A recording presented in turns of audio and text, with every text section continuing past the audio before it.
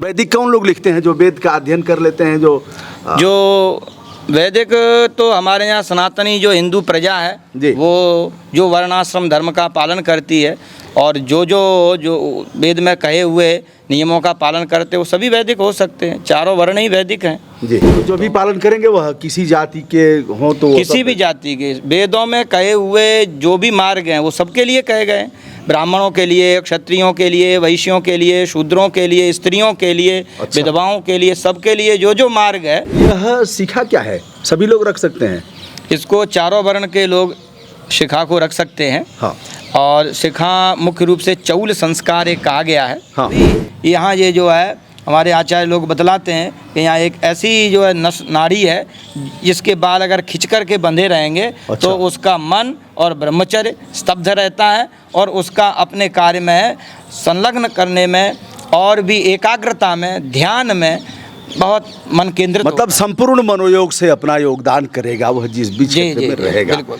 सरस्वती रवि शुक्र बृहस्पति पंचैतान् संस्मरन् नित्यं वेदवाणी प्रवर्तये प्रणम्य शिरसा देवं गौरीपुत्रं विनायकं भक्तावासं स्मरे नित्यम् आयुष्कामार्थसिद्धये प्रथमं वक्रतुण्डं च एकदन्तं द्वितीयकं तृतीयं कृष्णपिङ्गाक्षं गजवक्त्रं चतुर्थकं लंबोदरं पंचमं च षष्ठं विकटमेव च सप्तमं विघ्नराजेन्द्रं धूम्रवर्णं तथाष्टमं नवमं भालचन्द्रं च दशमं तु विनायकम् एकादशं गणपतिं द्वादशं तु गजाननं द्वादशेतानि नामानि त्रिसन्ध्यं या पठेन्नरः न च गतिमयं तस्य सर्वसिद्धिकरं परं विद्यार्थी लभते विद्यां धनार्थी लभते धनं पुत्रार्थी लभते पुत्रान् मोक्षार्थी लभते गतिं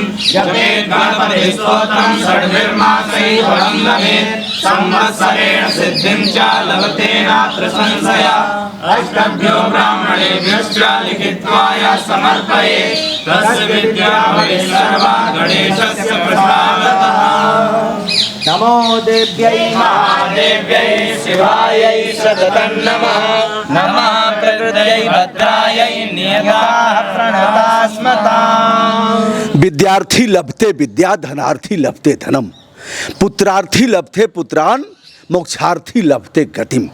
ऐसा गणेश जी की वंदना के साथ आज हम जो वेद और उपनिषद शास्त्रों का अध्ययन करने वाले हमारे जो बच्चे हैं जो प्रशिक्षण ले रहे हैं उनके साथ हैं और आचार्य जी के साथ हैं। आचार्य जी अभी गणेश जी का यह चल रहा था। जी। तो क्या इस मंत्र से सभी सिद्धियां हो जाती हैं? बिल्कुल। श्रद्धा भक्ति यदि रहेगी और प्रार्थना करेगा तो अवश्य ही प्राप्त होंगी। शुभ नाम आपका? मेरा नाम राजेश राजौरिया है। वैदिक कौन लोग लिखते हैं जो वेद का अध्ययन कर लेते हैं? जो वैदिक तो हमारे यहाँ सनातनी जो हिंदू प्रजा है जी। वो जो वर्णाश्रम धर्म का पालन करती है और जो वेद में कहे हुए नियमों का पालन करते हैं वो सभी वैदिक हो सकते हैं। चारों वर्ण ही वैदिक हैं जी। तो वेद को पढ़ने वाला, वेद का जो मार्ग है उस पर अनुसरण करने वाला, उस पर चलने वाला, वेदों का अध्यापन कराने वाला सब वैदिक है। वेद का पालन करने वाला भी वैदिक है? जी। पक्का।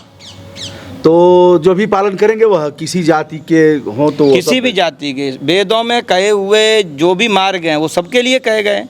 ब्राह्मणों के लिए, क्षत्रियों के लिए, वैश्यों के लिए, शूद्रों के लिए, स्त्रियों के लिए, अच्छा। विधवाओं के लिए, सबके लिए जो मार्ग है, जो जिसके लिए कहा है वो उसको विधिवत पालन करता है तो वो वैदिक है। दोस्तों, हम हैं वृंदावन में। भगवान श्री कृष्ण जहाँ मथुरा में पैदा हुए थे और यह ब्रज क्षेत्र है। वृंदावन, नंदगांव, बरसाना, गोकुल और ब्रज क्षेत्र की तो बड़ी व्यापकता है। जी। राजस्थान और हरियाणा, उत्तर प्रदेश ये सब लेकर के। तो महाराज श्री हम कुछ इन लोगों से भी बात करेंगे और आपसे भी बात करेंगे। मैं देख रहा हूँ यहाँ शिखा रखा गया है। हम शिखा पर लौटते हैं। शिखा रखने का अधिकार किनको है और शिखा का मतलब क्या है? क्या नाम है आपका? देवव्रत शर्मा। देवव्रत शर्मा। देवव्रत यानी देवता, व्रत माने त्योहार। हाँ। तो किसी देवता का कोई मंत्र याद है आपको? हाँ, किसका? गणेश जी का। हाँ, गणेश जी का प्रातः स्मरणीय गणेश जी। गणेश जी ऐसे देवता हैं जिनका सबसे पहले वंदन और पूजन किया जाता है। इनकी सवारी क्या थी? हाथी पर चढ़ते थे ना? हाँ, अच्छा, मूसक पर। तो मूस तो बड़ा छोटा होता है मूसक, और गणेश जी तो बड़े लंबे चौड़े थे। उनका उतना सब वो हाथी वाला सूंड था, वो कैसे बर्दाश्त कर लेता था? चलिए गणेश जी के एक वंदना। गजाननं भूतगणाधिसेवितं कपित्थजम्बूफलचारुभक्षणम् उमासुतं शोकविनाशकारकं नमामि विघ्नेश्वर पादपङ्कजम्। नमामि विघ्नेश्वर पाद पंकजम। चलिए हम आचार्य जी के तरफ चलते हैं। अभी एक और प्रशिक्षु हैं, बड़ी कम उम्र के हैं। क्या नाम है आपका? शिवव्रत शर्मा। शुभव्रत शर्मा, यही है? शिवव्रत शर्मा। शिवव्रत शर्मा। शिव जी माने शंकर जी। तो शंकर जी का कोई मंत्र याद है आपको? कौन थे शंकर जी? शमशान में रहते थे। हाँ। और राख पोतते थे। उनकी शादी कैसे हो गई? ऐसे लोगों से कौन शादी करेगा? चलिए शंकर जी का कोई मंत्र बताइए। कर्पूर गौरम करुणावतारम संसार सारम भुजगेंद्रारम सदा वसंतम हृदयारविंदे भवम भवानी सहितम नमामि। बहुत बढ़िया, यह शंकर जी का कर्पूर गौरम करुणावतारम। हम कुछ और लोगों से बात करते हैं। शुभ नाम आपका? अभिषेक तिवारी। अभिषेक जी, कौन सी पढ़ाई आप कर रहे हैं? ये शास्त्री प्रथम है और मेरा गुरु जी के द्वारा मेरा वेदांगों का अध्ययन हो रहा है। अच्छा, व्याकरण आदि वेदांग होते हैं, छः वेदांग होते हैं। तो इसको पढ़ने में कितना समय लग जाता है? इसको तो ऐसा है कि अपनी अपनी बुद्धि के अनुसार रहता है। गुरुजी पढ़ाते हैं, अगर नियमित पढ़ता जाए गुरुजी के कहने पर तो वो जल्द से जल्द कर लेता है, नहीं तो फिर तो ज्ञान तो अनंत है, फिर सारी जीवन ही चलता है। आपने क्यों चुना इसको? यह जीविका कैसे चलेगी? इससे जीविका चल सकती है क्या? इससे धर्म का पालन होता है, ये कोई जीविका का कारण नहीं है। इससे धर्म पर चलने जो धर्म पतित हो गए हैं, हाँ। धर्म की राह से भटक गए हैं, उन सब का मेन तो धर्म का अर्थ क्या है? जिस कार्य को करने से परलोक से लेके स्वर्ग लोक तक कार्य बनते हैं, जहाँ तक कल्याण होता है। ये लोक और परलोक, गोलोक भी उसे कहते हैं। हाँ, गोलोक भी कहते हैं। हाँ। तो वहाँ तक कल्याण हो उसे धर्म कहते हैं। किंतु जीविका भी चले, इस बात से कहाँ तक सम्मत हैं? भूखे भजन न होई गोपाला जी। फिर कहते हैं लेला अपन कंठी माला। जी बिल्कुल। तो जीविका भी चलेगी इससे ना? जी, जीविका भी चलेगी, बिल्कुल चलेगी जी। किसी मंदिर आदि में पुजारी होना या वैदिक अनुष्ठान कराना, इससे भी जीविका चल सकती है जी। और इसका मेन उद्देश्य जीविका चलाना नहीं है, इसका धर्म का पालन करना इसका मुख्य उद्देश्य है। पहले गुरुकुलों में जाकर के भिक्षाटन होता था और मधुकरी संत होते थे, मधुकरी व्यवस्था थी, यानी 5 परिवारों में ही मांगना और फिर जो मिले उससे ही खाना पीना दोनों टाइम कर लेना। तो महाराज जी, हम शिखा पर बात करेंगे और फिर हम यज्ञोपवीत पर भी बात करेंगे। उसके पहले यह संस्थान कौन सा है आपका? हमारा संस्थान है जगत गुरु शंकराचार्य अनुसंधान एवं प्रशिक्षण संस्थान नाम से। वृंदावन में किस जगह है? वृंदावन धाम में? वृंदावन में अभी संस्थान हमारा बनना है और बनाने की कुछ लोगों से अपेक्षा भी है। हाँ। कि उसमें वे लोग शारीरिक, मानसिक और आर्थिक भी सहयोग करें। हाँ। अभी वर्तमान में ये जो है सेवा कुंज में गुरुजी के यहाँ सरस्वती भवन में चलता है। अच्छा, तो कोई चैनल भी है आप लोगों का? हाँ, हमारा चैनल है। किस नाम से है? वो जगत गुरु शंकराचार्य अनुसंधान एवं प्रशिक्षण नाम से ही जो है यूट्यूब पर है। हाँ। इसी नाम से फेसबुक पर है। अच्छा। और टेलीग्राम पर भी है। और तो मतलब यह लोग केवल वेद उपनिषद इससे ही नहीं हैं, कंप्यूटराइज यह लोग हैं पूरी तौर पर, मतलब आधुनिक युग के साथ चल रहे हैं। हाँ, अभी जो कोरोना में हाँ। हम लोग इनको जो है ऑनलाइन ही पढ़ाते थे। अच्छा। लेख लिख करके भेजते थे। अच्छा। और वहाँ से भी इन्होंने किया है और इनके लिए भी बतलाया गया है कि आप स्वयं पढ़िए और देश विदेशों में भी इस शिक्षा का उनके अधिकार के अनुसार उनको भेजिएगा। जी, अब आपसे अगर संपर्क करना चाहेंगे इन लोगों से तो कैसे संपर्क होगा? कोई नंबर है, कोई अगर बात करना चाहेंगे कोई?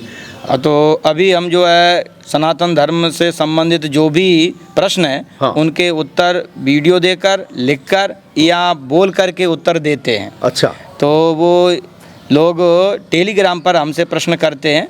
हाँ। तो उस पर अगर जुड़ जाते हैं, इसी नाम से उनका जो है जगत गुरु शंकराचार्य अनुसंधान एवं प्रशिक्षण नाम से चैनल है। कोई नंबर बताएंगे इसके बारे में? हाँ, हमारी संस्था का नंबर है, दीजिएगा। देखिए, ये संस्था का है, इस पे ये नंबर है जी, 84399457 और 2। बहुत से लोग हिंदी जानते ही नहीं हैं। हाँ, तो 8439945762 इस पर बात हो सकती है। हाँ, इस पे यो व्हाट्सएप पर ज़्यादा भेजें लिख करके तो अच्छा रहेगा। ठीक, यह व्हाट्सएप नंबर भी है। हाँ, यही व्हाट्सएप नंबर है। तो अब हम आचार्य जी से जानना चाहेंगे, यह शिखा क्या है? सभी लोग रख सकते हैं? इसको चारों वर्ण के लोग शिखा को रख सकते हैं। हाँ, और शिखा मुख्य रूप से चौल संस्कार एक कहा गया है। हाँ, और ये चौल संस्कार कहें, कुछ लोग इसको मुंडन कहते हैं। हाँ। परंतु मुंडन नहीं, एक चूड़ाकरण, यानी शिखा को रखना। हाँ। और इसके जो है वैदिक रूप से, आध्यात्मिक रूप से और ये जो है लौकिक रूप से भी इसके फल हैं। हमारा तो लग रहा है कि हम जहाँ गए थे बाल कटवाना ही खत्म हो गया है, तो ये तो बड़ा गड़बड़ है ना, हमको भी रखना हाँ, चाहिए। शिखा क्यों रखी जाती है? तो इसको चूड़ाकरण संस्कार कहते हैं। तो वेदों में कहे गए जो भी कार्य हैं उनको विधिवत संपादन करने की अधिकारिता इससे प्राप्त होती है। अच्छा, हाँ, तो क्या यह जैसे एंटीना जैसा है, क्या पकड़ता है? कुछ सीधे परमात्मा से जोड़ता है, कुछ अदृश्य शक्तियों से जोड़ता है, ऐसे रहेगा तो क्या है इसका? इसको किसी भी रूप से ले लें। मुख्य रूप से तो वैदिक जो फल तो यही है कि वो वैदिक कर्मों में अधिकार प्राप्त करना। हाँ, और बद्ध सिखी का ही वैदिक कर्म में अधिकार है, जी। मंत्र पूर्वक बद्ध हो। और चतुर्थ आश्रम वालों के लिए भले वो बद्ध रखें या उसको खोल करके रखें। और यहाँ अगर हम आध्यात्मिक रूप से छोड़ करके इस लौकिक रूप से देखेंगे, तब भी यहाँ ये जो है हमारे आचार्य लोग बतलाते हैं कि यहाँ एक ऐसी जो है नस नाड़ी है जिसके बाल अगर खिंच करके बंधे रहेंगे। अच्छा। तो उसका मन और ब्रह्मचर्य स्तब्ध रहता है और उसका अपने कार्य में संलग्न करने में और भी एकाग्रता में, ध्यान में बहुत मन केंद्रित मतलब संपूर्ण मनोयोग से अपना योगदान करेगा वह जिस भी क्षेत्र में रहेगा, बिल्कुल। ऐसा। और ब्रह्मचर्य और यह सब सारी चीजों को जैसे धारण कहते हैं ना लोग के बद्ध कटी होकर के, कमर कस करके काम में लग जाना। तो इस तरीके से बाल बांध करके, कस करके और बिल्कुल तैयार किसी भी कार्य के लिए एकदम उद्यत, ये लौकिक फल है जी। अब जनेऊ की बात आती है। जनेऊ तो हम धारण करते हैं, मुझे नहीं पता कि गांठ क्या होता है और क्या धारण कर लेता हूँ। उसका साइंटिफिक रीजन और यह धार्मिक और वैज्ञानिक क्या है आधार इसका? धार्मिक रूप से यज्ञोपवीत बोलते हैं इसको। हाँ, इसको यज्ञोपवीत कहते हैं, जनेऊ भी कहते परमम हैं। पवित्रम ऐसे लोग बोलते हैं, ये प्रजापति का नाम लेकर के ऐसे। हाँ, ये मंत्र है। हाँ, इसको धारण करने का। जी। यज्ञोपवीतम परमं पवित्रम प्रजापतेर्यत् सहजम पुरस्तात् आयुष्यमग्रम प्रतिमुंच शुभ्रम यज्ञोपवीतम बलमस्तु तेजः। ये गोविल गृह सूत्र। बलमस्तु तेजम। तेजः, बलम अस्तु तेजः। हाँ, जी। तो ये जो है यज्ञोपवीत का मुख्य रूप से वेदाधिकार सिद्ध्यर्थम, जिन जातियों का, जिन वर्णों का वेद पढ़ने का अधिकार गृह सूत्र और वेद स्मृतियाँ देती हैं, उनको विधि पूर्वक उपनयन यानी ये जो वेद से संबंधित अधिकार प्राप्त करने के लिए ये जनेऊ संस्कार करवाया जाता है जी। और फिर उनका वेदाध्ययन करने में, वेद पढ़ने में अधिकार हो जाता है, वे अधिकृत हो जाते हैं, वेद पढ़ सकते हैं जी। इसका ये तो जो है आध्यात्मिक फल है जी। हाँ। और वेद पढ़ने में कितना समय लगेगा अगर चारों वेद पढ़ा जाए तो? मुख्य रूप से चारों वेद पढ़ा जाए, सामान्य स्तर का है तो उसको 48 वर्ष लगेंगे। 48 वर्ष लगेगा? 48 वर्ष में जो है चारों संहिताओं को पढ़ सकता है। अच्छा, ऐसा हमारे पारस्कर गृह सूत्र की व्याख्या में ही लिखा हुआ है। तब तो उसका आधा क्या जीवन बीती जाएगा, फिर करेगा हाँ क्या? तो और का यही है, तो ब्रह्मचर्य इतनी अवस्था में बीतेगा। अन्यथा उसको 12 वर्ष में अपना वेद पढ़ लेना चाहिए कम से कम, जी 2 वेद पढ़ना चाहिए। कुछ लोग ऐसे भी हैं कुछ जल्दी भी पूर्ण कर सकते हैं, जी ये भी है। जी, मनोयोग की बात है, तन्मयता तन्मयता हाँ, से कितना। तन्मयता किस तरीके से है। तो दोस्तों यह रहा, आज हम ऐसे संस्थान में वृंदावन में आकर के प्रसन्नता की अनुभूति कर रहे हैं। और जो चीज़ें धर्म, अगर सनातन धर्म एक लाइन में व्याख्या करना होगा तो क्या करेंगे? तो ये तो अभ्युदय निश्रेयस सिद्धि सधर्म, अब अर्थ बताएं हमारी जिससे अभ्युदय यानी यहाँ लौकिक कल्याण हो और मृत्यु के बाद भी परलोक की भी सिद्धि हो, उसको जो है धर्म कहते हैं। यहाँ तक धर्म का और सरल भी व्याख्या किया जाए तो व्यक्ति के जन्म से लेकर के मृत्यु तक, जागने से सोने तक जो भी क्रियाएं हैं वे शास्त्र के द्वारा संपादित करना ही धर्म है, और मनमाने रूप से करना अधर्म है। यही है, ये धर्म की व्याख्या है। तो दोस्तों आशा करता हूँ आप सभी को अच्छा लगा होगा। और हम इन लोगों के साथ हैं, सबसे बात नहीं कर पाए, समय की सीमा है, लंबा वीडियो लोग देखना भी नहीं चाहते। फिर हम आपकी जैसी इच्छा होगी और इस वीडियो में जो आपके कमेंट आएंगे, जो भी आप जानना चाहेंगे, तो आचार्य जी से मैं चाहूँगा कि उस पर आप अपने वीडियो के माध्यम से उन्हें बताएंगे। अवश्य। बहुत बहुत धन्यवाद, शुभकामना आपको, सादर आभार, मंगल कामना। जय हो, जय हो।